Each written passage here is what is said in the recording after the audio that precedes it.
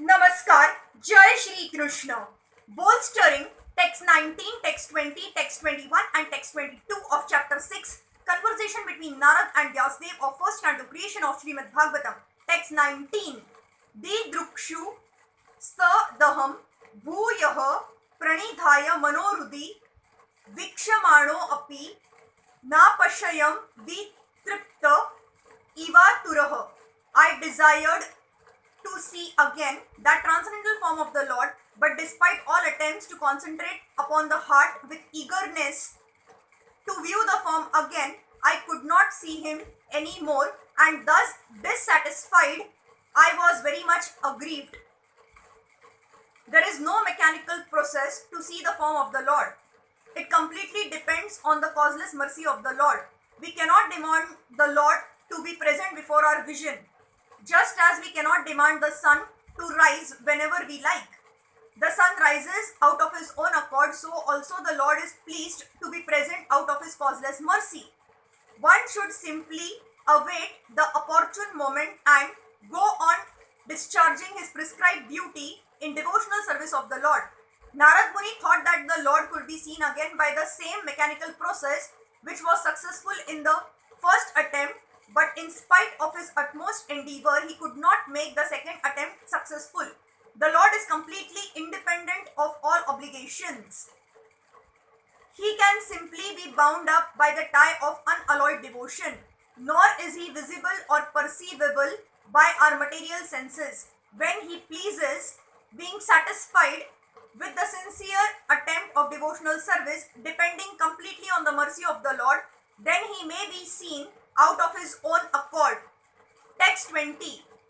Evam yatantam vijane mamaha gocharo giram gambhirasya lakshanaya vacha shuchaha prasham yanniva. Seeing my attempts in that lonely place, the personality of Godhead, who is transcendental to all mundane descriptions, spoke to me with gravity and pleasing words just to mitigate my grief. In the Vedas, it is said that God is beyond the approach of mundane words and intelligence, and yet by his causeless mercy, one can have suitable senses to hear him or to speak to him. This is the Lord's inconceivable energy. One upon whom his mercy is bestowed can hear him. The Lord was much pleased with Narada Muni, and therefore the necessary strength was invested in him so that he could hear the Lord.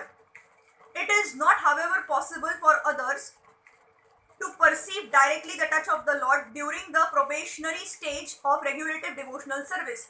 It was a special gift for Narada.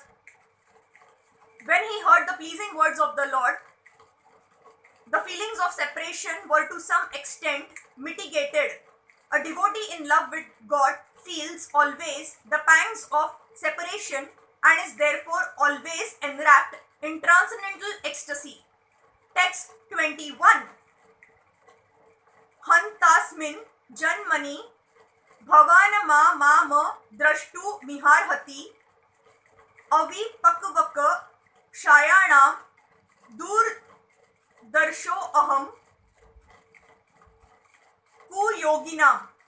O Narad, the Lord spoke, I regret that during this lifetime you will not be able to see me anymore. Those who are incomplete in service and who are not completely freed from all material taints can hardly see me. The personality of Godhead is described in the Bhagavad Gita as the most pure, the supreme and the absolute truth. There is no trace of a tinge of materiality in his person, and thus one who has the slightest tinge of material affection cannot approach him. The beginning of devotional service starts from the point when one is freed from at least two forms of material modes, namely the mode of passion and the mode of ignorance. The result is exhibited by the signs of being freed from calm lust and lobe covetousness. That is to say, one must be freed from the desires for sense satisfaction and avarice for sense gratification. The balanced mode of nature is goodness, and to be completely freed from all material tinges is to become free from the mode of goodness also. To search the audience of God in a lonely forest is considered to be in the mode of goodness. One can go out into the forest to attain spiritual perfection, but that does not mean that one can see the Lord personally there. One must be completely freed from all material attachment and be situated on the plane of transcendence, which alone will help the devotee get in personal touch with the personality of Godhead. The best method is that one should live at a place where the transcendental form of the Lord is worshipped. The temple of the Lord is a transcendental place, whereas the forest is a materially good habitation. A neophyte devotee is always recommended to worship the deity of the Lord, Archana, rather to go into the forest to search out the Lord. Devotional service begins from the process of Archana, which is better than going out in the forest. In his present life, which is completely freed from all material hankerings, Shri Narada-Muni does not go into the forest, although he can turn every place into Vaikuntha by his presence only. He travels from one planet to another to convert men, gods, Kinnaras, Gandharvas, Rishis, Munis and all others to become devotees of the Lord.